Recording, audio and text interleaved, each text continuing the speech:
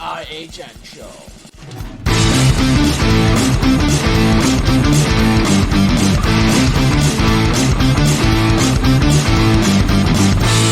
Welcome to the IHN show, episode number 89. Like I said, it's the IHN show. As always, I'm here with Harold.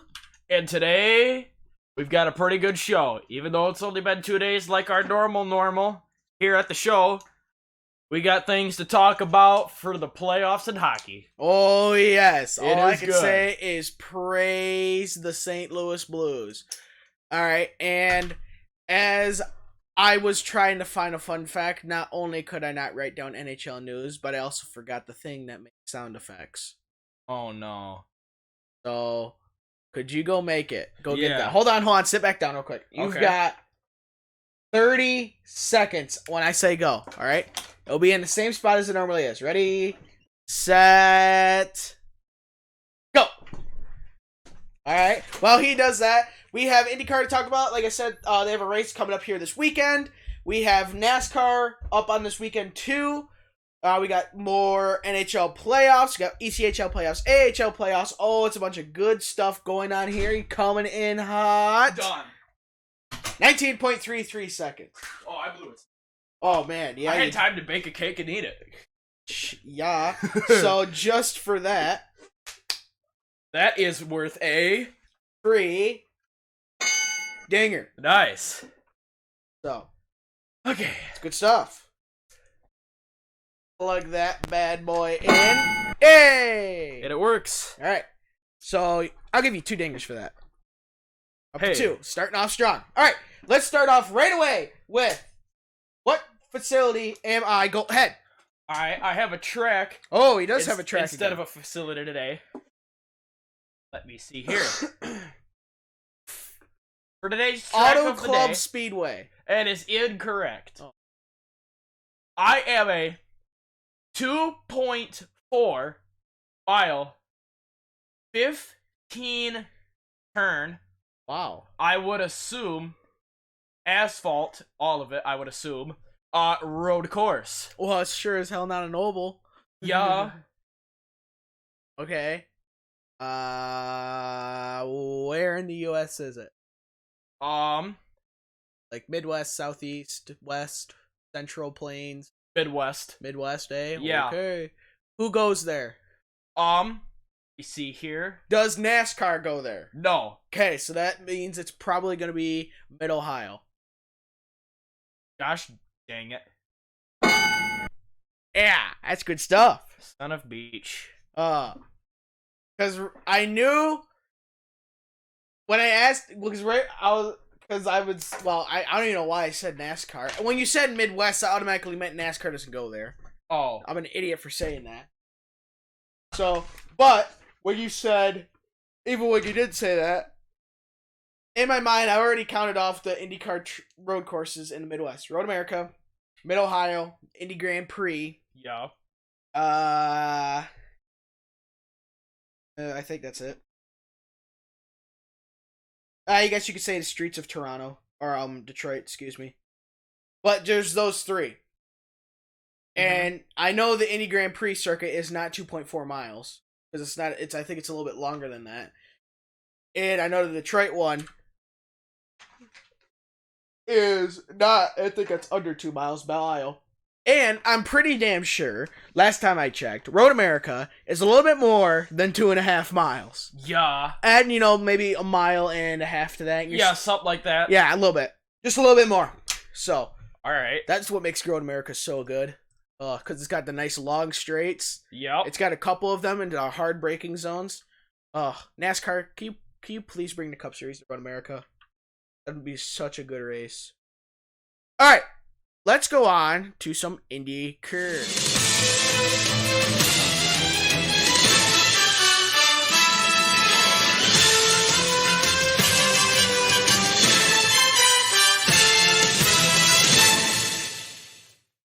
For the good old IndyCar, I don't know. I'm sure you've heard of this driver. Have you heard of the driver, Mr. Max Chilton? Max Chilton, I have, yeah. Max Chilton. Okay, have you heard of Connor Daly? Connor Daly, I have, yeah. Okay, good. Max Chilton was running a full season for Carlin Racing. And if you remember back to to the month of May, being, a couple weeks ago actually, Max Chilton did not make the Indy 500. He was not fast. He got bumped from the show. He wasn't fast enough. So, in response to that, he has declared that he will no longer run any more IndyCar oval races. Really? And Connor Daly has been tapped to run the remaining, I think, 5 oval races for the IndyCar series. Well, I'll be a monkey's uncle. 5, I think 5. So we got Pocono, Gateway, Iowa, Texas. Just 4? No, I could have sworn it was 5. Texas, Iowa, Pocono, Gateway. Yeah, just 4. Wow. Okay. So, he is going to run the remaining 4 races for Carlin Racing, while Max Chilton will run the remaining, let's see, 1, 2, 3, 4, 5. Oh, so I get the 5 right. 5 road course races. So, that's pretty groovy. And, along with IndyCar, NBC increased the total audience for the Detroit doubleheader. The average total audience. Last year, ABC's total TV only viewership was 937,000 for the average, so just under 1 million. NBC's was where was it?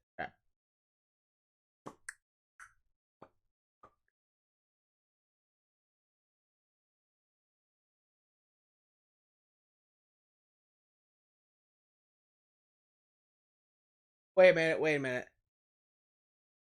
Oh, I'm sorry, I read the wrong statistic. Oh, McFly.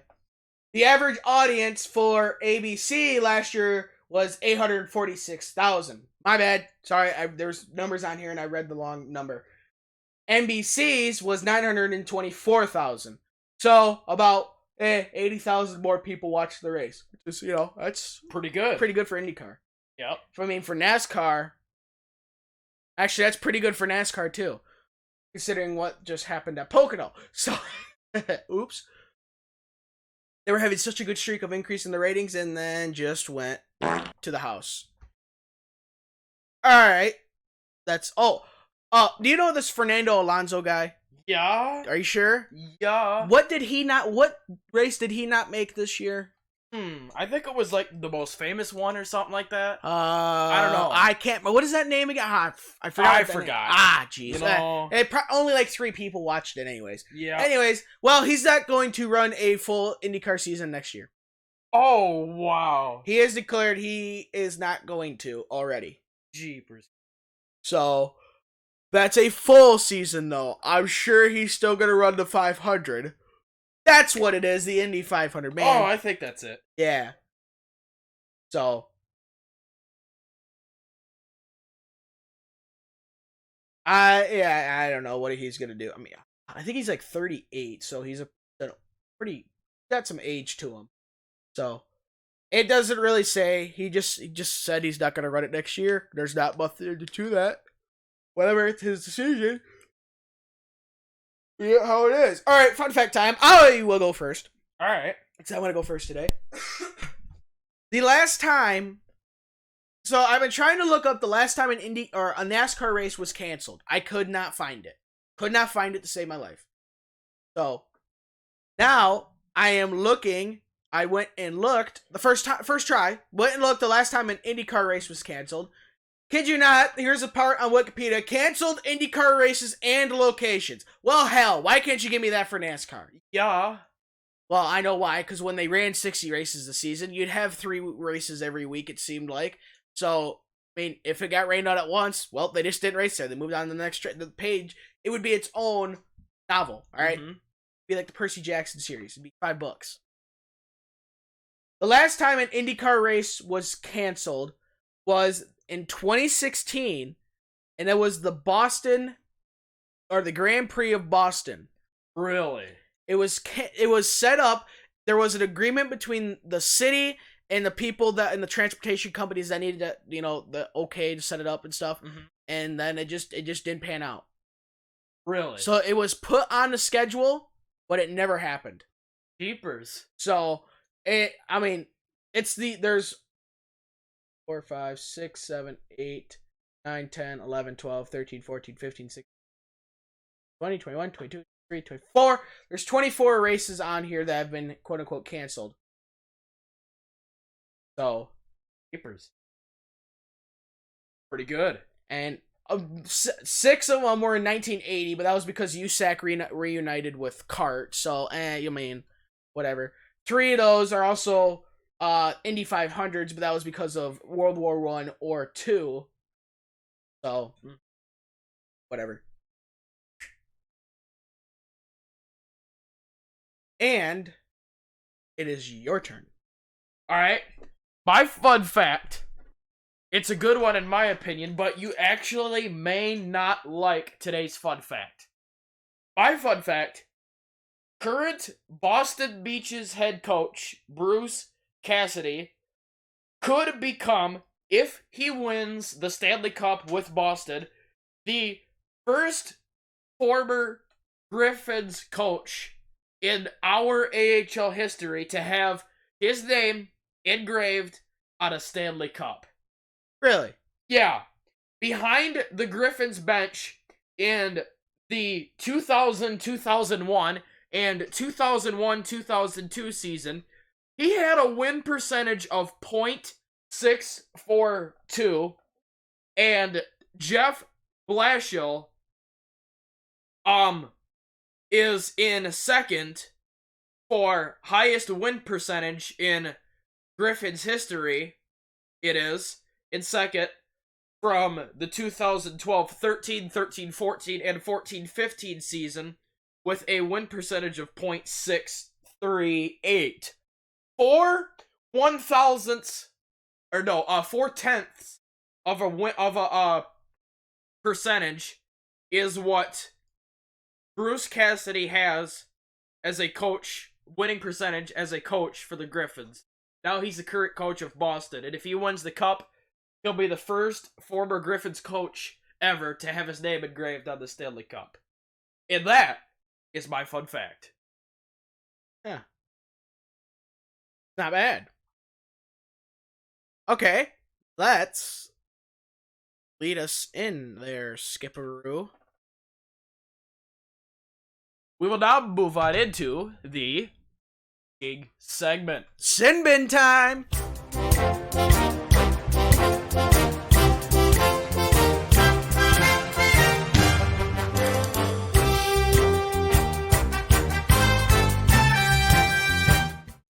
And since I'm in such a jolly mood, you may lead the best score, at least so far, in the Stanley Cup Finals here. All right. With the only game in the Stanley Cup Finals I've been playing in the last 2 days. Okay. Just a reminder, I want you to remind me when you get done with your news that I got something to say as one news article about our Red Wings when you get done with your news after the NHL, AHL, and ECHL. Okay, so that's set right there. Now, on Monday, June 3rd, after we got done at 7:30 p.m. Eastern, I believe it was, in Enterprise Center, the St. Louis Blues hosted the Boston Beaches, and, okay, get this. I just saw a picture on Facebook not too long ago of Brett Hull, former St. Louis Blue, was there, and it was a picture of him sitting in the front row, near the glass, in the nosebleeds, or coming around one of the corners. Some guy took a picture of Brett Hull giving the Boston Bruins bench the middle finger. That's pretty good. You know, Brett Hull is doing it right, isn't he? Oh, he's doing a great job out there. Oh, yeah. And because he did that, ladies and gentlemen, he gets this many free dingers. A metric ship ton. I think he just set a new record. Yeah. More than me. That little curse on the Bruins propelled the St. Louis Blues to their first ever win in the Stanley Cup Finals in franchise history as they beat Boston 4-2, tying the series at 2. That's pretty good right there. So, for our schedules for the NHL, on Thursday, June the 6th, at 8 p.m. Eastern, in Boston, at TD, we don't give two flippin' garden. They will host the Blues at 8 p.m. Eastern. It is on NBC, also known as the Big Boy Network. That is going to be a great game. Series tied at 2. I am looking forward to that. There is no game Saturday. However, on Sunday, June 9, at 8 p.m. Eastern, also on NBC, the Big Boy Network, the Blues host the Beaches at Enterprise Center for game number 6. So, a guaranteed game 6. Yeah, it's gonna be good. Oh, yeah. That is it for that, I believe. Time for your scores. For my scores, we are gonna start off with the AHL like I always do, ladies and germs. The Charlotte Checkers and the Chicago Wolves did not play Game 3. That is tonight, Wednesday, June 5th at 7 p.m. Eastern. Game number 3 is at Allstate Arena in Chicago tonight at 7. Also at 7, tomorrow, Thursday, June 6th, at Allstate Arena is game number 4.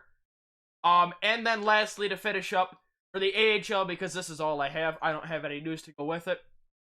On Saturday, June the 8th at 7 p.m. Eastern as well, also in Chicago and also at Allstate Arena, the Wolves host the Checkers. Saturday is game number 5. That is all I've got.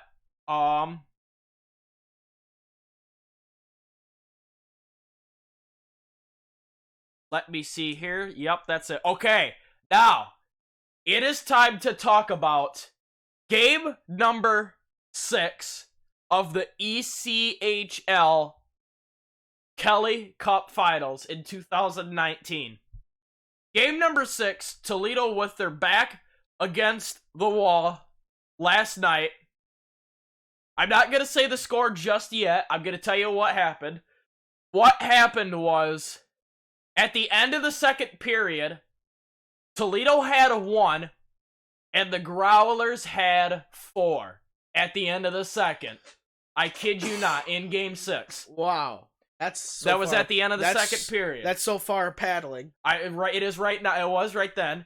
However, in the middle of the third period, about the 12-minute mark or whatever, Shane Bershback, longtime veteran Toledo Walleye, what happened was in the third period around then, he got a steal or something, or one of the other guys got a steal from the Growlers in the neutral zone, and he either took it up or somebody passed it to Shane Bershback, and he went in on a breakaway and scored 5-hole on the Growlers goaltender, getting them back to within 2. And then, I kid you not, about 4 minutes later, who was it? Toledo Walleye assistant captain, AJ Jenks, scores on a rebound to make it 3-4 Newfoundland with about 8 minutes to go. Then coming down to about the 1.5-minute mark, one of our Toledo Walleye players, I forgot who it was, took a shot at the Newfoundland Growlers goaltender from the right side, and it hit the Growlers goaltender's right in the chest, hit him right there, and it deflected off his chest and went down past the defender towards Dylan Sadawi. And what happened was, Sadawi, he got a hold of the rebound, but it deflected off the goaltender's chest. The goaltender made a brilliant save, and it went up off his chest, and it went away from Dylan Sadawi. He made a brilliant save, and that was one of the last saves of the game. We did have our goaltender pulled, but it was not enough, as the Newfoundland Growlers in their inaugural season are the 2019 Kelly Cup champions. By 1 goal. That was our chance right there. I know, right? Dylan Sadawi, juicy rebound at the top of the slot. He got a good shot on it, but it just went off his chest and back out. Where the Growlers shut our defense down from there. I saw the highlights of that game. So I'd like to say and conclude that this has been an excellent season. This has been the best season in Toledo Walleye history for making it this far. They were 1 goal away from tying it, but they just couldn't get it done. Newfoundland, in their inaugural season, pulls a Vegas Golden Knights and more, but actually wins the championship as they get it done 4-3. Both teams never won a Kelly Cup before, make it to the championship, and Newfoundland's got it. So, let me go ahead and look at the, oh, really? Oh, okay. I went ahead and looked at the game center, like the box score. Who scored it for Toledo in the second period was actually Hunter Smith and not Shane Bershback. So Shane Burstback must have passed it to Hunter Smith, and Hunter Smith went on a breakaway. Okay, I see more now. Okay, and AJ Jenks scored in the third, yep, and then Kevin Tansey scored in the first. Yeah, he got the first goal of the game. The Newfoundland still beat us. Yeah, so, holy jumping. That is the end of the 2019, ECHL season. I'm gonna go through the 2019 ECHL bracket for the playoffs like I did, the WHL, OHL, Slapshot League, FHL, and the, Memorial Cup. For the Western Conference, in the Central Division, the Cincinnati Cyclones beat the Kalamazoo Wings, Toledo beat Fort Wayne, Tulsa beat Kansas City, Idaho beat Utah, and in the East, Newfoundland beat Brampton, Adirondack beat Manchester, Florida Everblades beat Jacksonville, and your Orlando Solar Bears beat the South Carolina Stingrays. In the Western Conference, for the Central Division Finals, Toledo beat Cincinnati, and Tulsa beat Idaho. In the Eastern Conference, in the North Division Finals, Newfoundland beat Manchester. In the South Division Finals, Florida beat your Orlando Solar Bears. In the Western Conference Final, the Toledo Walleye beat the Mountain Division champions, the Tulsa Oilers, in 7. And the Newfoundland Growlers beat the Florida Everblades in 5, I believe. And then, last but not least, Newfoundland in their inaugural season, replacing the folded Elmira Jackals, beat Toledo in 6 at Mile 1 Center. And that is the end of that segment. That's the end of that season, and that is all I've got to say for today. It's not bad. Could have been better. I know, I wish we would have forced the Game 7 and won the cup, but oh my gosh, it was just so close with that shot from Dylan. SOBs. So, excuse me. That was very unladylike. We'll move on to NHL news, where we start off with Matt Grzelcyk. Yup. Excuse me. From the Boston Beaches, right? Did not play in Game 4 due to NHL concussion protocol. Boy. We have, I believe, if I'm not mistaken, there was a trade. Yes, there have been 2 trades. Really? On May 30th, Minnesota Wild acquired rights to defenseman Fedor Gordiev from the Maple Leafs for a conditional 2020 7th round pick. Okay. And on June 3rd, just 2 days ago, I think this was announced after we recorded, Philadelphia Flyers acquire rights to forward Kevin Hayes. Really? From the Winnipeg Jets in exchange for a 2019 5th rounder. Oh my. What do you think about that trade? I say the cheesesteaks got the better end of the stick on that deal. Yeah, I'd say so too. When the St. Louis Blues... actually, never mind. Nope. I misread that. Never mind! Bruins aim to rebound at home after Game 4 loss. I hope they rebounded into their own net. Better. Hopefully the Blues can rally with this. If they win, they need to win Game 5. Yeah, that's a fact. I will say right now, whoever wins Game 5 will win the Stanley Cup. It seems like that whenever it comes down to this, whoever wins Game 5 will win the Stanley Cup. Yep. So, I don't know why. Well, I know why, because if you look at it this way, Game 5, if the home team wins, okay, they might go into Game 6 lose, but at Game 7, they're at home again. Yeah. Where in Game 5, if the road team wins, they're going to Game 6. They're at home. At home. So, Game 5 is always a very pivotal game in the Stanley Cup finals. Factor. Yes, in the finals. So, hopefully, Blues could go in and win. It'll probably have a better chance with Zdeno Chara being out. Yeah, I heard about that. He will not play pretty in Game good. 5. Yes. Cha-ching. Oh, man, I can't wait to see how many dingers I get when the Brews win the cup. Oh, man. Yeah. Oh, baby. Oh, I'm still deciding how many I want to give you. I used to say, it's definitely going to be a healthy amount. Yeah, and what I've been thinking for the longest time, if the Blues do win the cup, I am never going to guess again in my entire life from the offseason who wins the Stanley Cup ever again, so I can remain at 100%. Oh, wow, you're just lame. I know, aren't I? Sorry about that. Derek McKenzie, who was the captain of the Florida Panthers for 2 seasons, has been named an assistant coach for the team. Really? That's pretty good.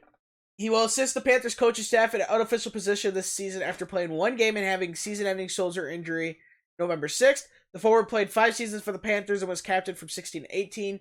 He had 54 points, 20 goals, 34 assists, and 304 games with Florida and 125 points, 51 goals, 74 assists, and 611 NHL games with Panthers, Blue Jackets, and Thrashers. So he's basically a fourth. Yeah. Mark Crawford has been hired as an assistant coach to Jeremy Culleton for the Chicago Deadhawks. Oh my. Oh yeah. He has coached 1,169 NHL games. Just a few. Won the 96 Stanley Cup with the 96 Cup. 96 Cup. Who won in 96? Colorado Avalanche. Attaboy. Okay. I believe that was also the year of Fight Night at the Joe. Or was that 97? I think that was 97. I think it was 97. You want to fact check that? It was in March. It was like March 26th or 8th, I want to say. But that was around the time of Fight Night at the Joe. You just got 3 free dingers. March 26, 1997. That's pretty good. I just gave you a 4th dinger. You're up to 5 dingers. I totally did not just pull that right out of my ass at all. No, he did not. Taylor Hall won't be in rush to sign an extension with the Devils. He can sign a new contract with New Jersey beginning July 1. So, and he won the Hart Trophy this past year. There's actually quite a stuff in this. What the hell just happened? Okay. Ooh, what's this say?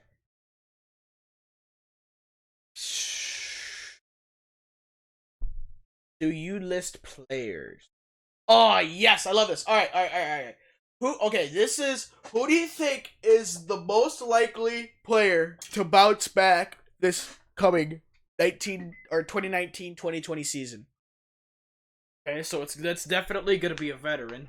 Who do you think is most likely to bounce back from a disappointing season? Anze Kopitar and Drew Doughty. Okay. Matthew Barzal, Jamie Benn, Patrick Laine, Ricard Raquel, Clayton Keller, Willie Nee, Shane Gostisbehere, John Gibson, or Hank. Who do you think is most likely to bounce back from a poor season? I can give you stats if you want stats on any of them. No.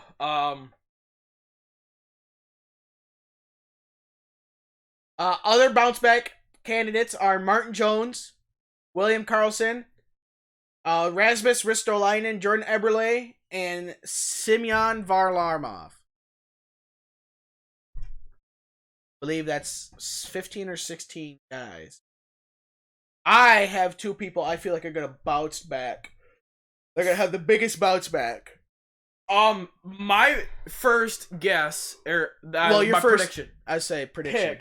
I am going to go with Matt Barzal. Because if Barry Trotz coaches the Islanders like he did and does a dang good job this year, and Matt Barzal keeps up his training and his skill with his team, I believe he can do it this next season. Yeah. So, Matt Barzal is one of them. My other one is Jamie Benn. I kid you not. I'm going to go with Jamie Benn as having a bounce-back season Because after how good the Stars did in beating the Preds in the playoffs, even though they lost to the Brews in Game 7, I think Jamie Benn's going to have a bounce-back season because I'm hoping they can keep Ben Bishop healthy, and I predict they will for next season. Dallas will too. So, because of that, and then if they keep their first line healthy with Sagan and Radulov, they keep them guys healthy as well, I believe Jamie Benn can do it. Okay. My other prediction, I think the one who's going to have the biggest bounce back is Patrik Laine. Yeah, me too. That's a good one. He was my next pick too. Yeah, he had, if you take out his 18 goals in 12 games in November, he had 12 goals in the other 70 games. Jeepers. Talk about being snake bit. Yeah. His 50 points and minus 24 were the lowest in his 3 NHL seasons. Jeepers creepers. So he has had at least 240 shots on goal in the past 2 seasons. So it's not like he hasn't shot any less. He just could not find the back of the net. Yeah, couldn't tickle the twine. For some reason. Yeah. So I feel like Laine is the most likely to bounce back. Me too. And then my picks are Barzal and Ben. Yeah. Those are good ones. I think Barzal more than Ben. Yeah, me too. Ben's getting pretty old, isn't he? Yeah. How old is he? Like, oh, time to play. You know what time that game it is to play now? Guess that age game. That age. All right, and it's Jamie Benn, eh? Yes, ma'am. And you say he's getting older. Okay. Well, I think he's getting old. My sixth sense is not about this game.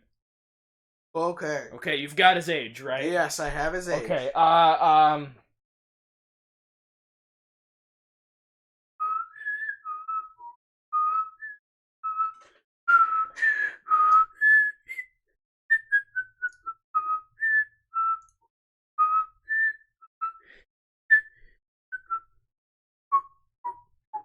Alright, I've got my answer. What is it? Alright, my answer is, I'm not too sure about this I have the dingers ready. I'm pretty shaky. I am gonna go with the age number of 34. Mother F, Oh, man. you weren't even close. He's 29. Oh, jeez, yeah. I mean, you weren't even in the same ballpark. Zip code. Yeah. You were in the left field parking lot, and it was an away game. All right, that's how far off you were. Yeah.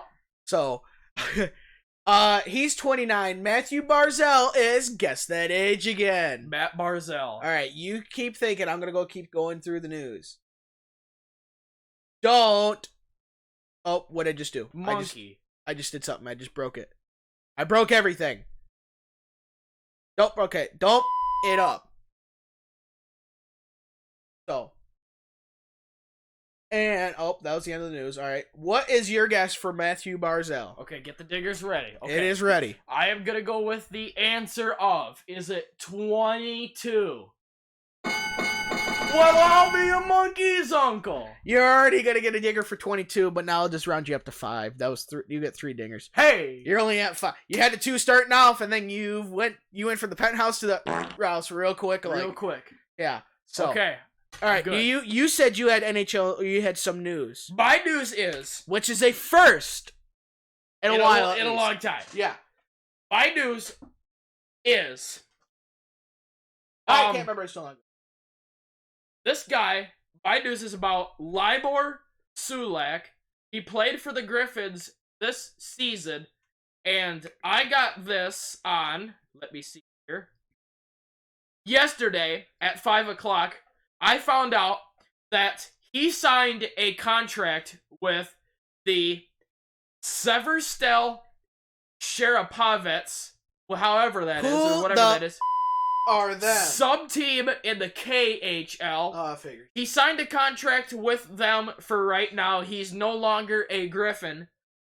He's no longer in the Red Wings organization. Yeah, and his contract details are not revealed to the public news and our accessibility or whatever just yet. So we're waiting to see what he signed for in the KHL, so now he's gone. Well, how old is he? Libor Sulak. Got time to play Guess That Age. All right, no. You are the Guess That Age. All right, how do you spell his name? Okay. I'll just type in Sulak. Yeah, Liborsulak. Libor Sulak. Yeah, time to play. I have his age. I have absolutely no clue. All right. Let's try 23. Ooh. Dang. Close. 25. Dang. One odd number, too low. Yep. See, I Not didn't bad. know. Not bad, though. Yeah, I never heard. Yeah. So, well, I wish I would have looked up if I was paying attention. What was his points for? Like, what do you get for points? Let me look that up. I don't know. Let me look that up. AHL.com. All right, get out of here. Go away. All right, we want the Grand Rapids Griffins. Do. We want stats. Player stats. Libor Sulak. He played in 61 games as a defenseman. Yep. 5 goals, 9 assists, 14 points, a -7, 42 penalty minutes, points per game of .23. He was a third line defenseman. Yeah, so he's the last line defense because most teams roll with 7 defense. Yeah. 3 lines and then 1 rotates. Yep. The bottom 2 lines, or if one of the veterans needs a breather, like if they go back to back on power play or something. Yeah. So he's not there. He's better than Dylan McElrath, but Dylan McElrath is not meant to be a points producer. He's meant to be an enforcer. Yeah. Okay. When I think of Dylan McElrath, I think of physical guy. Like whipping ass here. All right. Yeah, like Darren McCarty. Yeah, like grind line. Who's the grind line? Who's the grind line? The grind line. Crap. Wait, was it the grind line? Was it Howe, Lindsay, and Abel? Or not? No, that's the production line. Dang! Grind line. You're thinking like 50s. Start thinking 90s. Yeah. So the line was effective during the 1997 playoffs against the Philly Flyers against the famous Legion of Doom line that featured Lindros, Leclerc, and Renberg. So this line shut down that line. Wow. Who was on the grind line? McCarty, right? No, McCarty was not on the grind line. Really? No. I've heard these guys' names before. Oh, yeah, you have. But only a handful of times. No, you've heard of all these guys' names. For 2 of them. Think of Mondays, who had that number. Mondays, who had that number. Or was it last week's? No, I'm pretty sure it was Mondays, who had that number. Mine? Yes. Oh, gosh, who'd I do? Oh, geez, what a piece of right now. Hold on, let me look it up. Oh, you gotta look it up. Look some grind line by accident. Oops. Kick you. Come on. Mondays, right? Yes. Oh, Mondays was Jason Williams. Oh, never mind. All right, then last week's. Kirk Maltby. There's one. Hey. The other 2. Oh. One of them is still in the Red Wings organization, not as a player, but as a front office guy. Front office guy. I should know this. The other one is the other half of the Bruce brothers. So one of them is still in the front office for the Red Wings. The other one, it was part of the Bruce brothers. Do you know who the Bruce brothers were? No, I don't think so. Right, it was this guy and Bob Probert. Figure out why they were called the Bruce brothers. Oh. All right. Yeah. All right, so you have 2 more guys to go. One guy who got hit. So the one guy who's in the front office for the Red Wings was hit and started the whole Avalanche Red Wings brawl. Oh, that just gave it away. Now I know who you're talking about. That would be Chris Draper. All right, you're 2/3 of the way there. Who's the last? Who's part of the Bruce brothers? Bob Probert and is it McCarty or no? You already said McCarty. I just say. Oh man, come on! You're hurting my feelings here.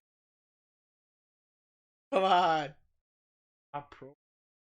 Bob Probert and this guy were part of the Bruise Brothers, and the mystery guy was part of the Grind Line. You're killing me, Smalls. Let's just say, that Grind Line went out there and to make sure everything was kosher. Kosher. I kind of gave you a hint by the word I just said. I have absolutely no clue. Joey Kosher.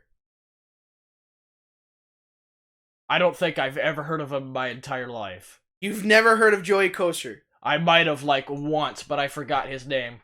I swear you've told me what the Grind Line is before, and you said his name, but I swear you did on one episode, but I didn't remember his name. Look up Joey Kosher. Joey Kosher. Alright, now how do you spell that last name? Kocur. Joey Kosher. Oh, that's how... Oh, I recognize how you spell that last name now, yeah. You are a circus. I've only heard of him. Absolute circus right now. I've heard of him a handful of times only, though. Oh, you are just... I remember him now. Terrible. Terrible. You're killing me, Smalls. Come on. Pick up the damn slack, you piece of... No, I'm just kidding. Alright. Do you have anything else now? Oh, I got nothing. On this day, I already said January. June 5th, the Hurricanes complete an historic rally in Game 1 of the finals. The Hurricanes rally from down 3 goals for a 5-4 victory. First of all, I'm gonna kick you square in the ass. That's better. Well, what year was this? 2006. That's what I said. 2006. I didn't hear that at all. Oh, I said in 2006. Oh, well, I'll have to look at that later. Against the Edmonton Oilers in Game 1 at RBC Center. Fernando Pisani and Chris Pronger on the first successful penalty shot ever in the finals. Really? And Ethan Moros scored to give the Oilers a 3-0 lead with less than 3 minutes remaining in the second period, but a goal by current Hurricanes head coach Rod Brind'Amour, who also went to, if I'm not mistaken, I'm going to fact check that before I say it. I forgot. Rod Brind'Amour beer. All right. Good. He, if I'm not mistaken, yes, he went to that one school that is east of us. But not totally east, but east of us. Think of east. The word east is very important. Yeah. Okay? East. Politicians are in.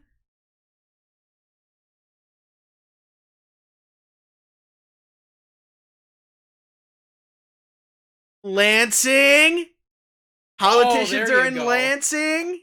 Yeah. So East Lansing is where Rod Brind'Amour went.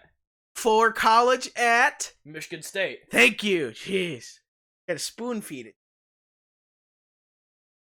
1963, the NHL holds its first amateur draft at the Queen Elizabeth Hotel in Montreal. The 6 teams select 21 players. That doesn't quite work out, but okay. So that means three teams got screwed in the 4th round.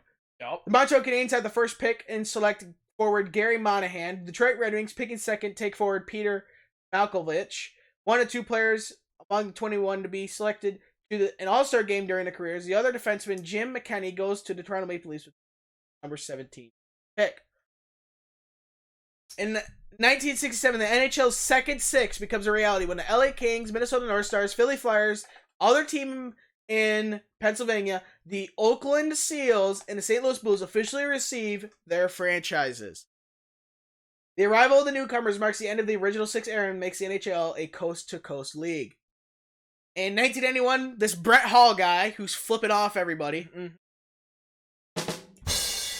becomes part of the NHL's first father-to-son duo to win the Hart Trophy. St. Louis Blues forward wins the NHL's MVP award. Same one his father, Bobby Hull, won with the Chicago Blackhawks in 64-65 and 65-66. 1993, John LeClair Scores 34 seconds into overtime. He didn't need much time. Wow. To give Montreal a 4-3 win against the LA Booger Flings in Game 3 of the finals in the Great Western Forum. It's the NHL's record 9th consecutive playoff overtime victory for the Canadians. Leclerc's goal spoils a comeback by the Kings, who trail 3-0 in the second period before tying the game on goals by Luc Robitaille, nice, Tony Granado, and this one guy whose numbers retired entirety across the NHL. Yeah. Who is that guy again? I don't know. Who was it? Darren McCarty? I think that's who it was. That's about right. Yeah, that's right. 1997, the Red Wings score, count them, 1, 2, 3, 4, 5. Not me, but 6 goals.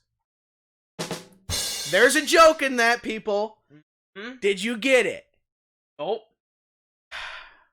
So right now, Little Squeezers has a thing going on where they have a 5-meat feast pizza or something. And in the commercial for the radio, they say count them, and they go 1, 2, 3, 4, 5. And Little Squeezers is owned by the Illich family, who owns the Red Wings. So I said count them 1, 2, 3, 4, 5. Not meats, but 6 goals. Oh, I get it.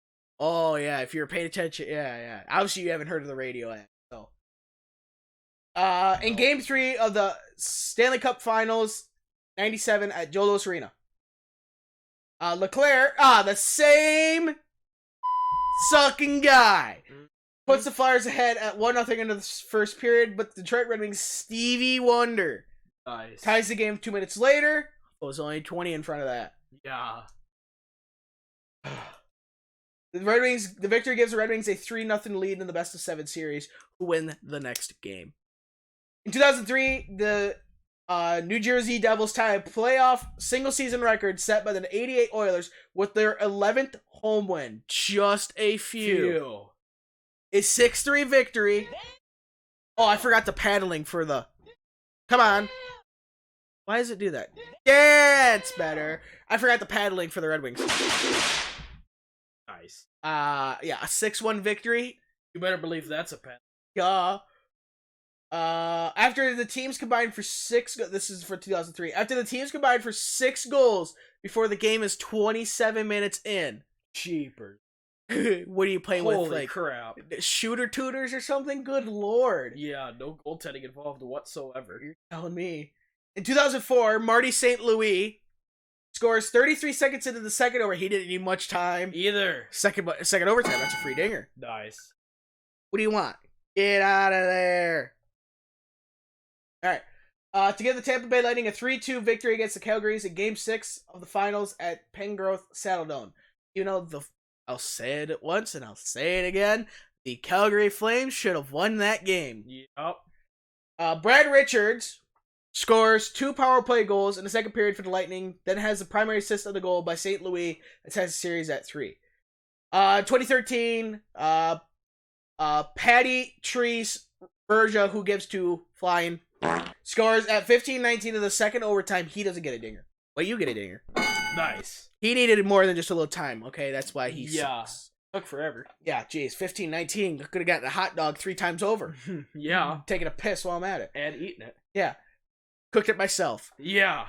Killed it right out of the cow, so all beef hot dog. Mm-hmm. To give the Boston Bruins a 2-1 victory against the Pittsburgh Penguins. Hey, that's actually pretty good. Nice. I take that boo back.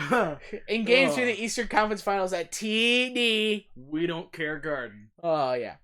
In 2017, rookie Frederick Gaudreau scores the go-ahead goal early in the second period in the Nashville Predators' even Stanley Cup Finals at 2 wins apiece with a 4-1 victory against the Speaking of the Penguins losing. Nice. In Game 4 at Bridgestone Arena.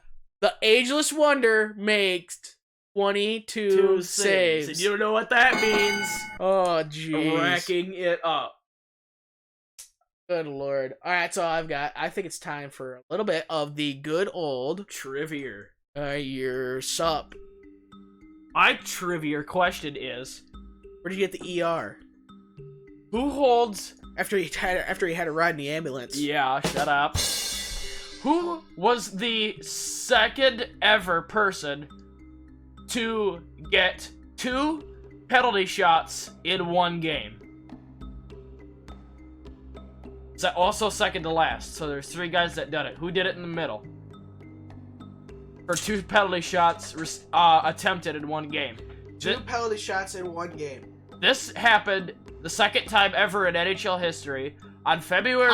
Anthony Tsoonaaami just did it this past year, didn't he? I have no idea. He might have. I'm not sure. It doesn't say on here, though. This guy did it. I want to say Anthony Tsoonaaami did it just past year. Really? Yes. Hold on. Stop the timer. I didn't even get to start it. Oh, okay. Stop timer. Starts it. No, what are you doing? Get out of there. I want to say Anthony Tsoonaaami did it this past year. Anthony Tsoonaaami. Jeez, you're really testing my knowledge of how you spell that. Tsoonaaami. Penalty shots. All right, Detroit Red Wings penalty shots. Why is there some? Whatever. Need to go.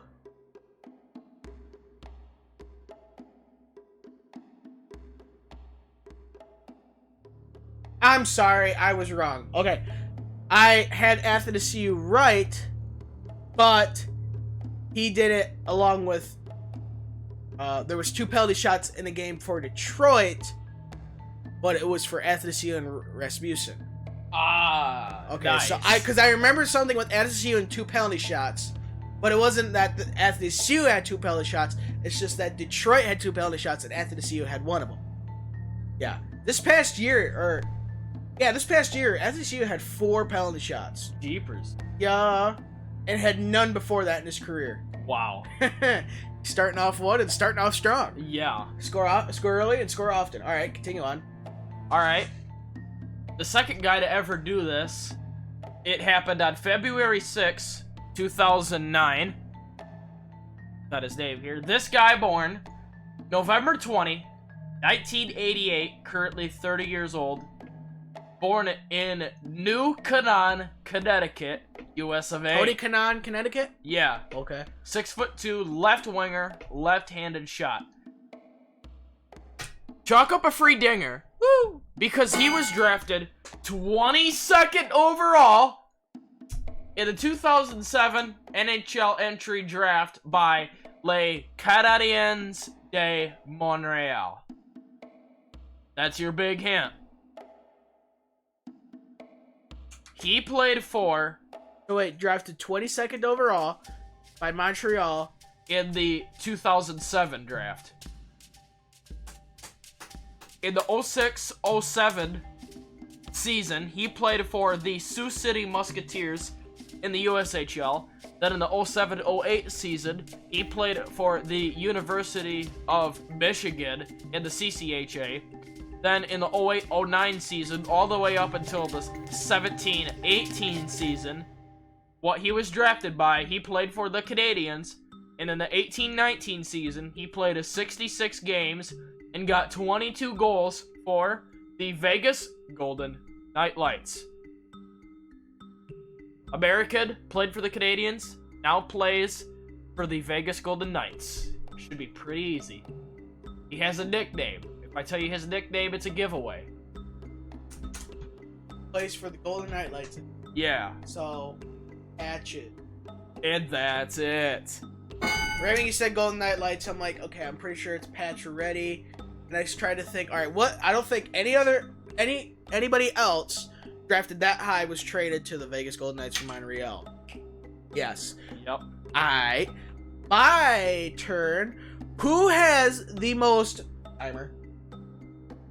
block shots in a career, and this number is growing still? I think we've done this trivia question before. I think I've done this trivia question before.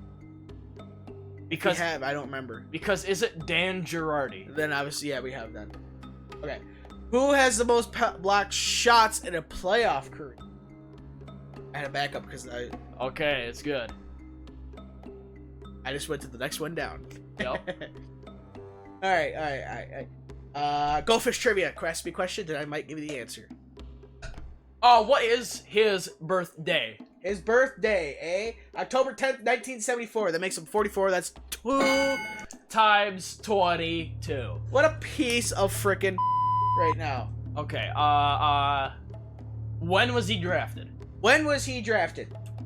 In the 1993 draft, 2nd overall. Oh my. By the... You want to know that? Yeah. Hartford Whalers. Oh mama. Alright. Position and handed shot. He was a defenseman. Duh. Left-handed shot. Left-handed. I figured much. What teams does he play for? Or what teams did he play for? Yes, after I'd say Hartford? if he was drafted in 93, he sure as hell retired. Yeah. He played for 5 different teams. Okay, what teams were they in what years? I'll give you teams, not years. Okay, if I tell you years, it'll give it away. Oh.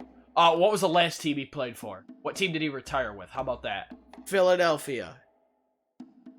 Oh boy. But he only played, I'll give you this, he only played for Philly for 3 years. Shoot. Good. Right now. You can ask me when he retired, the worst thing I could say is go fish. Yeah, I know. So, alright, I guess when was he retired? No, just kidding. 2011, 2012. This is last Really? year. Wow, he retired early. For most block shots in a That's career. 1, 2, 3, 4, 5, 6, 7, 8, 10, 11, 12, 13, 14, 15, 16, 17. That's 18 seasons in the NHL. What team did he play for before Philly?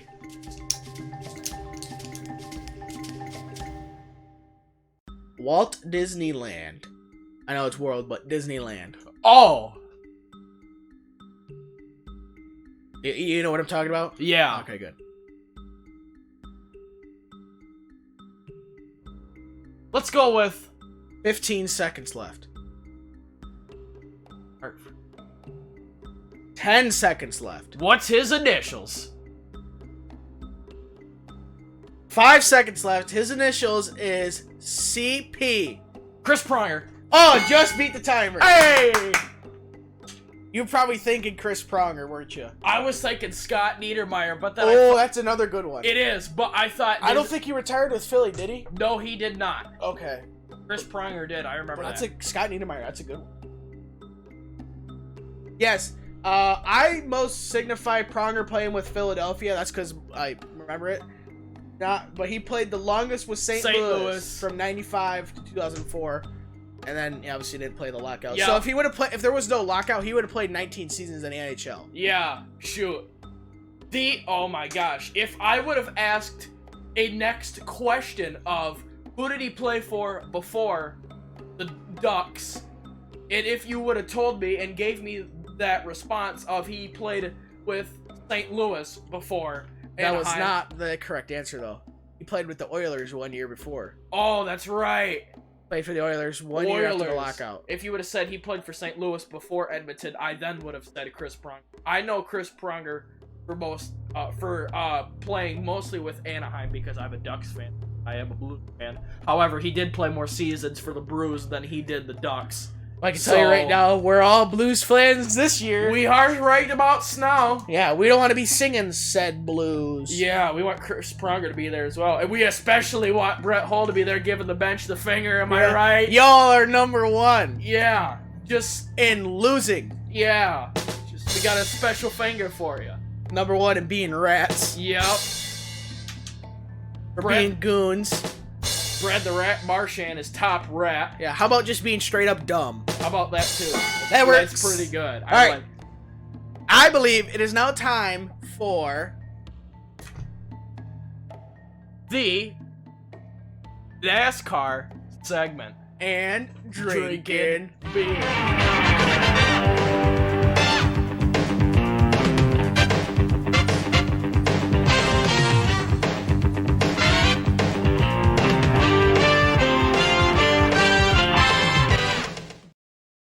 As we get a nice shot of Harold. You are 2 dingers away from tying your record. You are a hell of a lot of dingers away from tying your record. I believe if I could count 23 dingers away. Oh. Just a few. Alright, so Coca-Cola is going to be sponsoring Flying Oscar Mayer Wiener Newman. Nice. At Michigan. There was one post-race penalty at Poconos. That was the number 41 of Daniel Suarez just for a screw loose. Shut up. Ross Chastain will run for Truck Series points the rest of the year. So, NASCAR has a rule that, I don't remember when they implemented this rule. That's back beyond my NASCAR knowledge. They implemented a rule where drivers had to choose at the beginning of the season. Well, they had to choose at the beginning of the season. I think they could start the middle of the season in this case. They could only run for points in one of the top 3 series. Because you would have, Cup drivers coming out and being bushwhackers, and winning the Busch Series when they're full-time Cup drivers. So, and that's not the point of the Busch Series. That's why they're called bushwhackers. Yeah. But, and Ross Chastain has a win in the Truck Series this year, and he was running for Xfinity points. Yeah. But he is now going to be running for Truck points. He said, after much consideration and many conversations, I decided to pursue championship points in the NASCAR Gator Outdoors Truck Series effective immediately.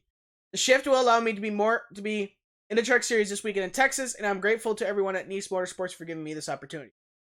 Chastain, who at the beginning of the season declared for NASCAR Xfinity Series points, will have to win a race and be in the top 20 in Truck Series driver points for a chance to compete in the series playoffs. So essentially, he's giving up all of his Xfinity points, and now he's starting in the Truck Series with 0 points. Jeepers. Okay? But in the Truck Series, some of the lower grade teams have a revolving door of drivers. Yeah. So, like, in the Cup Series, okay, Jamie McMurray is still 33rd in the points. Yeah. Okay? Even though he's only won the run race at Daytona. That's because everybody else at the bottom of the sheet who either runs or doesn't run, who do run, ran so bad they can't even get as many points as McMurray. Or they're like Ross Chastain. He's been running in the Cup Series, but he's not running for points. Mm-hmm. So McMurray's still listed 33rd in the points. Yep. So, Chastain got his first Truck Series win earlier this season at Kansas. It was also his first win for Nice Motorsports in just his 3rd full-time season of competition. He will pilot the number 38 Chevrolet Silverado at Texas Motor Speedway on Friday, June 7th.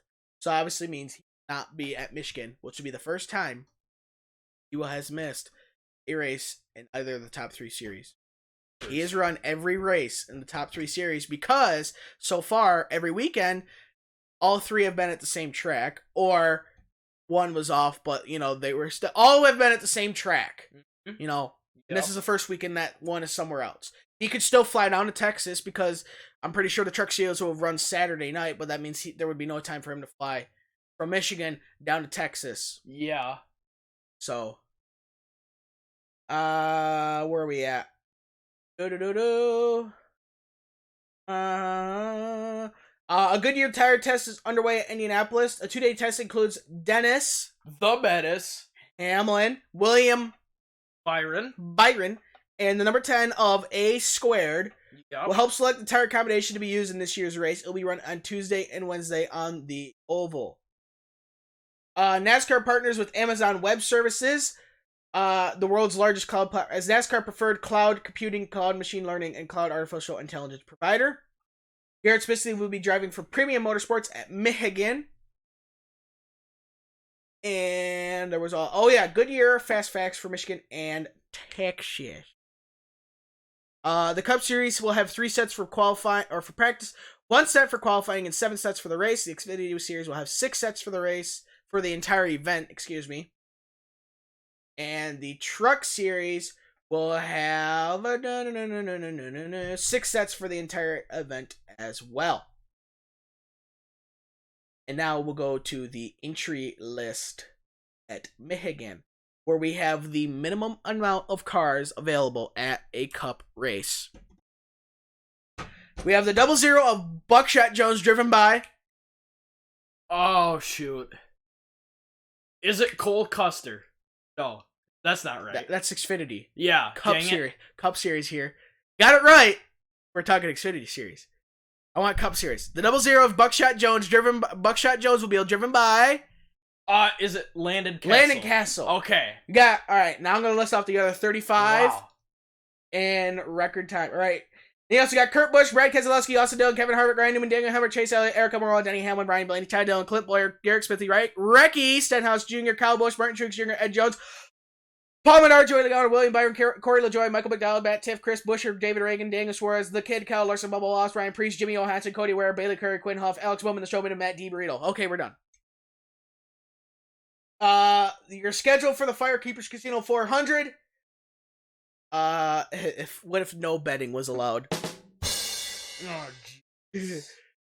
Oh, is it that practices are on Friday, June 7th from 2:05 to 2:55 p.m. and 4:05 to 4:55 p.m. Qualifying is Saturday, June 8th at 12:05 p.m., which we get to watch before the Xfinity race. And then the race is 2 p.m. Eastern on FS1, MRN, the voice of NASCAR, and Sirius XM Radio. Yeah, all right, moving on. Do a little bit of more of the NASCAR news, which nothing. Move on to some more. Oh, okay. Listen here. I want your opinion on this, so I need you all ears, boy. Okay. Okay, Ty. My brother is Austin. I don't deserve to be in the playoffs. Dylan says NASCAR needs to do this to increase its attendance. And that thing is... including have been reduced numbers. Yeah, as technology grows, we gotta do different things. Yeah, he says. Sitting still in the stands is just not the way the world world's going to keep going. Dylan suggests a more interactive experience with multiple dimensions of entertainment in unused grandstands areas replaced with entertainment decks. People want to be able to move around. They want to be able to see different angles. It's the way the mind is. The mind is kind of growing with the younger ages. The average age of a NASCAR fan has been increasing, even as the average age of a driver has dropped from 38 to 33 over the past decade and a half. We've got to get them here because once they get here, they love our sport. This is gonna be some of the worst grammar. Our sport's incredible. It's just the best live sport there is. So he's saying that when they tear down grandstands, because obviously, they'll say, we still have the same grandstands. Yeah, the seats went from 18 inches to 21 inches. All right, so really they've cut the capacity. When they tear down old grandstands, like for example, perfect example, Michigan. Michigan used to have over, I think, pushing almost 100,000 seats. Mm-hmm. Now I think Michigan's at like 56,000. Holy jumping! And that's just in. And we're going there this Saturday. Yeah. Well, it wouldn't matter. Well, it would matter, because if you look at back in the 90s, a Busch race at Bristol would almost sell out. Yeah. And they can't even get 40,000 people for the Cup race in the spring. It's pretty sad. Yeah. Michigan has the capacity of 56,000. Oh, shock it up. I want to say I had a high of 76 or 77. Oh, close. 71,000. Damn. Oh. If you get my who had that number question right, you're going to tie your record for dingers. Yeah, it had the high of 71,000. In fact, Berlin Raceway, the big grandstands is a set of grandstands from Michigan that they trucked from Brooklyn, Michigan over to Warren, Michigan. So he's saying essentially replace old unused grandstands with party decks. Okay, I can see that. The problem is you want to say different angles, all right? That's a big ass party deck. Mm-hmm. Okay, because say you have that out of turn 4, just for an example, okay? If you're standing right in the middle of the party deck, all right, and if it's in turn 4 and it follows the curvature of turn 4 rather than just a square or a rectangle, you could see them coming through the corner, going into turn 3, coming through the middle at you, in the middle of turns 3 and 4, then in front of you, and then away from you down the backstretch. Okay, if you want to see them coming down the backstretch into turn 3, you would have to have a party deck the entire length of turns 3 and 4. Okay. Yeah. Now, when you say like Bristol, you wouldn't use party decks because you could sit pretty much anywhere 30 rows up, and you're gonna see the entire track. Yeah. All right. Well, at like Michigan, that's a lot of space. Yeah. All right. And if you're sitting on the front stretch, you're screwed anyways. What other angle could you have from the front stretch? Exactly. I mean, the only place you can have it is the turns, and that's a big area. Yeah. And that would be a lot of money to invest. Mm-hmm. So, and it wouldn't matter. You would have to have seating there anyways, because I'm pretty sure when I go to this weekend, when we go on Saturday, we're going to be there at probably, if we're leaving around 7:45, we'll get there around 9:30. I sure as hell don't want to be standing the whole time until 5 o'clock when we leave. Yeah. Ain't no way, all right? You're still going to have a ton of seating. So, it's a good thought. It's not practical. Yep. Not for the size of tracks that would use it. Like the 1.5 miles. Short tracks, they don't need it. You can sit anywhere and you can still see the whole track. Mm-hmm. 1.5 miles, it's not practical. Anything bigger than a mile is not practical because the turns are just too big. Yeah. So, it's just, oh, great. Now I just scrolled by accident and, all right, found it. So, that, it's a good idea. It's just not it's just not practical. So, all right, let's go on to fantasy. All right. Where? I got to fill in the names here. All right. For Michigan, the Firekeepers Casino 400. Andy, for God knows how many weeks in a row, got to pick first again. Even after winning, he was doing so bad. He won and is still in last place by 10 points. Mm-hmm. And my pick is... He chose the number 9. Oh, let me actually see if he's in the Hooters Mobile. I was just about to say, Chase Elliott in the number 9 Hooters. He's not going to be in the Hooters. I can tell you that much because this race is on FS1, not NBC. Or the Fox. Little Boy. Yeah, it's network. on Napa. A Napa Mobile. I want him to be. I bet you in the fall Talladega race, he's going to be in the Hooters Mobile. Yep. Because, that's Hooters land. Yeah, really. Yeah, Chicago is right. Damn. Your pick Revving my was... V8, tell you that much. Yeah, oh, jeez.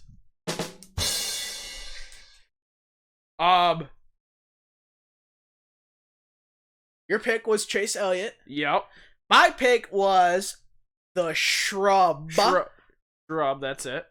Richie Rich. I almost said Richie Rich because I'm so used to him picking, but he has overtaken Mitt for first place. So that means Mitt got the pick. And Big Mitt chose the number 2 of Bad Brad Keselowski. Not bad. The good old Michigan boy. He has actually never won a race at Michigan. Just a food for thought. Oh, I can't wait to see the look on my dad's face when I tell him that tonight. He has not won a race at Michigan before. Really? I'm 1,000% sure he has not won I'll look it up. All right. But I'm 1,000% sure he has not won a race at Michigan. Joey Logano has. Yeah, Sliced Bread has. BK has not won a... Nope. The Squinty-Eyed Censored. Since 2008, I believe that's when his Cup career started. That's when he was effective. At Michigan... I gotta find Michigan. Oh, the phone. Where is Michigan? He has had 19 races, 6 top 5s, 10 top 10s, 15 top 20s, led 180 laps, 1 pole, an average finish of 11.89, 0 wins. Oh my, I can't wait to tell my dad that. You can imagine the look on my dad's face is just gonna be... Can I change? Nope. Oh, wait, I got a sound effect for that. Nope. Tell him that. You can tell him I said that too. I love it. Nope. And then last but not least, Richie Rich chose last week's winner of the World/Coca-Cola Pepsi 7-Up Dr. Pepper 600, Barty McFly. Going 88 miles an hour. Oh, I love it. That's that for that.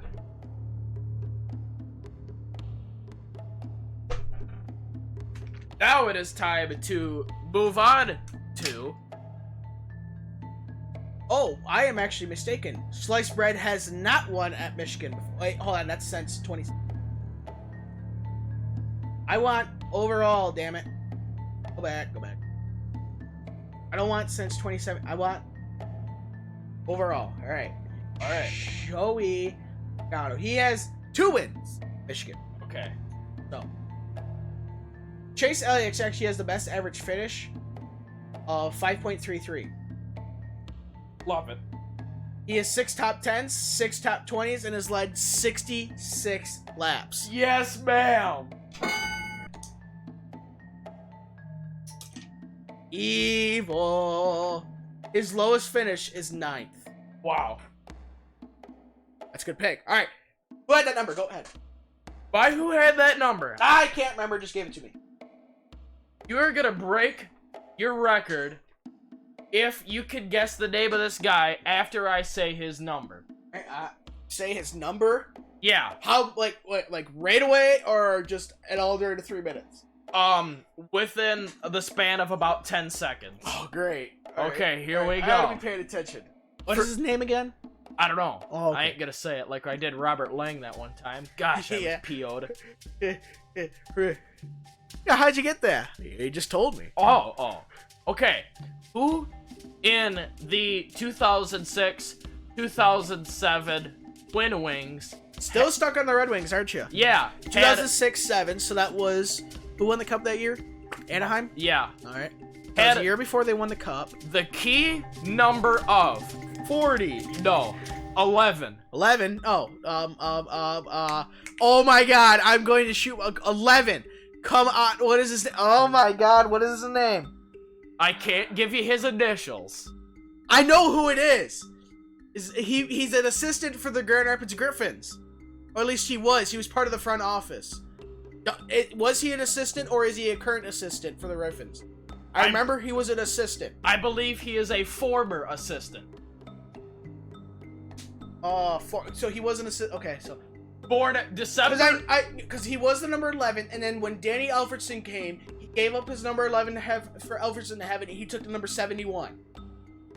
Born December 18. I'm not gonna break my digger because I'm past 10 seconds. 1978 in Carbonear, wherever, Newfoundland, Canada. God, what is his name? Left wing, left-handed shot. He was drafted 13th overall by the 97 by the Chicago Deadhawks. Danny Clary! Dang it! Son of a beach! You have tied your record at 9. Like I said, I knew who it was. I just, for some reason, I'm thinking, okay, it's like Darren, but it's not. And I was like, it's like Dennis Hamlin. But I know his first name is Danny. It's close to Denny, and it's close to Darren. It's Danny. What is, think clearly. Oh, Clary. Danny Clary. That's good stuff. Nuts. Wow. Tied the record at 9, eh? Did you know Danny Cleary used to play for the Chicago Deadhawks in the 97-98 and 98-99 season, Edmonton from 99-2000, 2002-2003, and the Desert Howlers in 03-04. I know that. Me neither. That's pretty good. Well, because he played for all of them before we could really even acknowledge. Yeah, he played. So obviously he played for Detroit from lockout till he retired. After the lockout, yeah. And then retired with the Grand Rapids Griffins. With the Red Wings organization. Yeah. All right. If you get this guy right within the first 30 seconds, you'll get 20 dingers. Oh my! Because I know you've heard of this guy. Okay. Who drove the number 44 in the NASCAR Cup Series from 1987 to 1988? That Kyle Petty. I don't think Petty ever drove the 44. I thought he did. Time to stop the timer. Stop timer. Hold on. All right. Up. On Racing Reference, Kyle. Yes! He has? I believe I am right. Yes!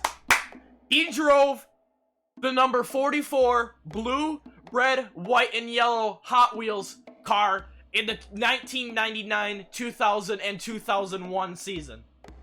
Kyle Petty.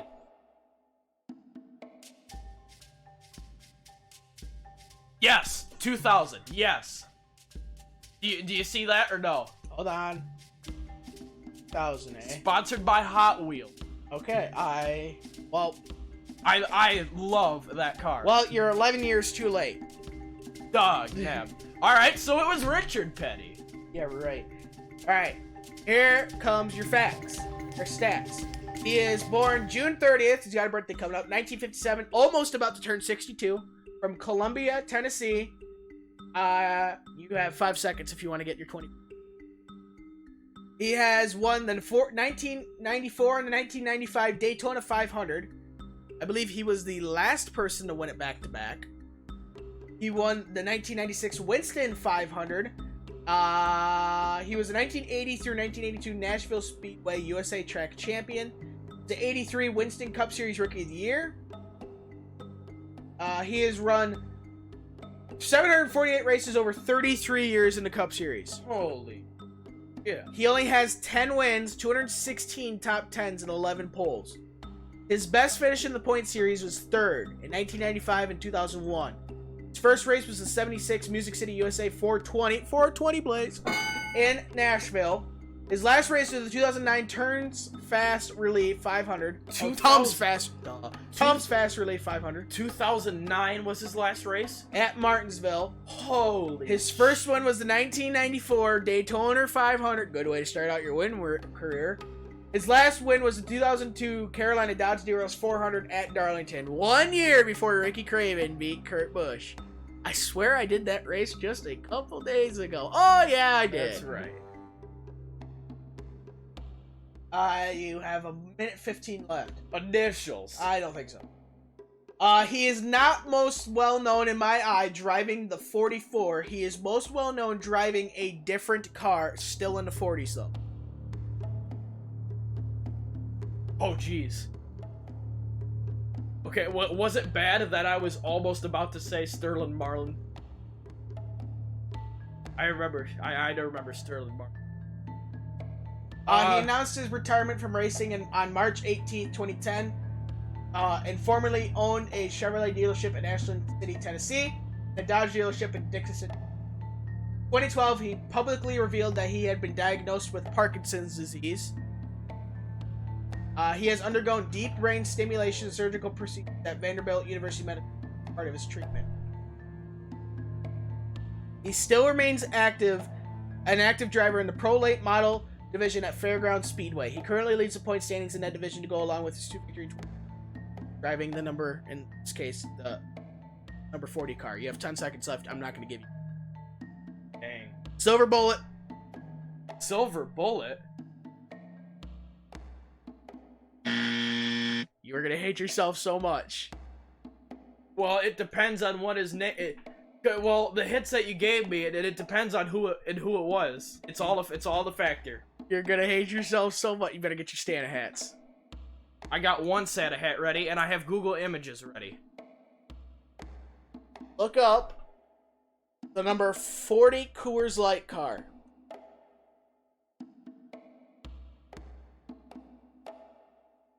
Yeah, that is Sterling Marlin. You said his name, but you never guessed it. Because you're like, would have been bad if I said Sterling Marlin. I'm like, no. He's like, all right, good, because I almost said his name, and I'm like, I hid behind my computer screen. I started smiling. I was like, oh my god, you just said his name, but you didn't actually say it as a guess. Oh, don't you hate that? Yeah, I'm mad at myself just a little, but I did not know at all that his last race was in 2009. I didn't either. That's what completely threw me off. But when I said the number 40, and the reason why I said Silver Bullet, Coors Light is known as the Silver Bullet beer. That I never knew either. You really need to watch NASCAR and its commercials more. Don't you remember back when it had the Silver Bullet train and it would go through like the mountains and stuff? Because that I remember. The Silver Bullet train. That's why I said the Silver Bullet. That was but freaking years ago though. It wasn't that long ago. Like kind of like they say it like the Silver Bullet, like like the Blue Deuce, Miller Lite, the Blue Deuce, yeah, the Silver Bullet. That's more recent though. So right, but still. Yeah. Keepers. Sterling Marlin. I didn't know he was racing until 2009, and that silver bullet hit. That just completely threw me for. So. I'm sure when I said the 40s, though, you were gonna get it, though. Especially when you said his name. Because it's like, you could have guessed him and he still had one left. Yeah. I mean, even a racing... Well... Okay, Racing Reference says 2008. Whatever. 1 year. Still yeah, that doesn't make a difference. Still wouldn't have made a difference. So... Yeah, because I thought he quit racing in the 90s or early 2000s. I didn't know it was 2009 or 2008. No. Oh, I'm sorry. That's the Xfinity Series. I misread. Oh, nope. It says 2009. Okay. In fact, he ran full season until 2006. So, yeah. Just whatever. Yeah. Still a good one, though. Yeah, you still tied your record today.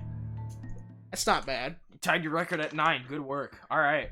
Man, I was really hoping you would have got him when you said, oh, it would have been bad if I said Sterling Marlin. No. And then I hit my computer screen because I started laughing. I'm like, oh my God, he just said his name. And that's why I said I'm not going to give you his initials. Because the minute I say SM, you're going to say Sterling Marlin. Yeah. It's kind of like when I said EI, Ernie Irvin. Swervin' Irvin. Oh my Lord. That's enough of this. I'm gonna have to ask my dad that same question. Please do. The number 44 car. I again, all I do for when I go, I just go to racingreference.com and I look up car numbers and I just scroll through until I find a name that I'm like, hey, like Sterling Martin. I know you've heard of Sterling Martin. You've said his name before. In fact, I almost did Terry Labonte. Oh, because he drove the 44, and I did not know that. He drove the 44 for many years before Sterling Marlin. I actually knew that. I didn't know that. I kid you not. And I was like, ooh, Terry Labonte be a good one. But then the minute I saw Sterling Marlin, and he only drove it for 2 years, I'm like, nope, I'm doing Sterling Marlin. I have 2 little 1/16th scale models like Hot Wheels and Matchbox cars. I have 2 of his 44 cars. Red 44, sponsored by Kellogg's. Gray car. I kid you not. I'll look that up. Look that up. Maybe I have seen that before. Hold on. All right. So what year? Okay. So, Terry Labonte. Come on, type. Damn it. Terry Labonte. 44 car. It's gonna be gray and 44. Red.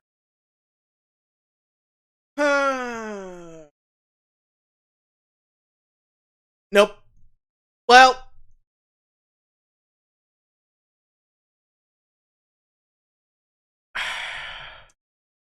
this was back in the 80s when he drove it, though. I see now. You have a newer version of it. And it's gray. So, let me... Anyways, thank you very much. If I had the right page. Thank you very much for watching this episode of the IHN Show. We certainly hope you enjoyed. If you did enjoy, please like down below. And then subscribe to our channel, which has a new name now, just because we do live streams. In fact, are we going to do a live stream here in a minute? You betcha. Okay, it is going to be a World of Derp live stream. Don't miss it. That's it. Found it. What? I found his gray 44 Kellogg's car. Oh. You want to switch to my screen? I can't get your screen on there. Oh, hold on. Let me read this real quick. Like this. And hit the little bell icon so you can be notified we do upload a new episode. You can download our podcast on Apple Podcasts. Or if you have Android, you can download the Podbean app and download it through there. You just type in IHN Show. If you'd like to help us make the show better and easier to produce and in turn be more productive, please support us on Patreon. Link to that down below. If you'd like to contact the show, it is still going to be ihnshow@gmail.com. That'll be in the description and in the outro screen. If you'd like to start a conversation in the comments, please do so. We just request there's no mean or vulgar language. Racism, politics, and sexism is not allowed. Don't be stupid. That'd be very much appreciated. We all here for good fun. All right. White flag is in the air. I sure as hell know you have something to add. What is it? If you go to my... Don't you ding at me, computer. I'll kick your ass. Okay, do I got a good shot? Oh, yeah, I saw that. You did see it. Yeah, I saw this that. This is what the gray 44 Terry Labonte Kellogg's car looks like that I have. When I searched it on Google, it came up. That one actually came up. It was one of the first ones that came up. Yep, that and the yellow and red Kellogg's are good looking cars. Okay, now I'm gonna look up the Sterling Marlin 44 car. What car does that look like? I don't know. Type in 86. Next IndyCar race is Sunday, June 8th. I'm sorry, that is very much incorrect. Saturday, June 8th. Saturday, not Sunday. Saturday, June 8th.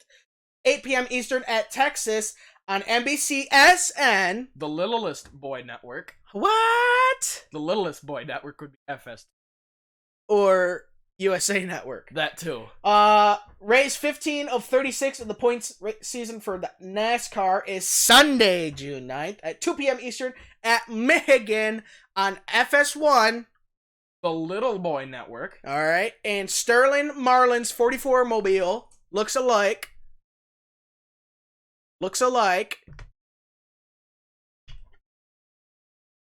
This right here. Oh, it's not a bad cut-looking car. It's not bad. It's not bad. I think I've only seen that car like once or twice in my entire life. But hey. Good. Yeah, it's pretty good. So, thank you very much for watching. Join us for the live stream here in a few minutes. We'll probably start it in 7 minutes or so. Have a great rest of your weekend.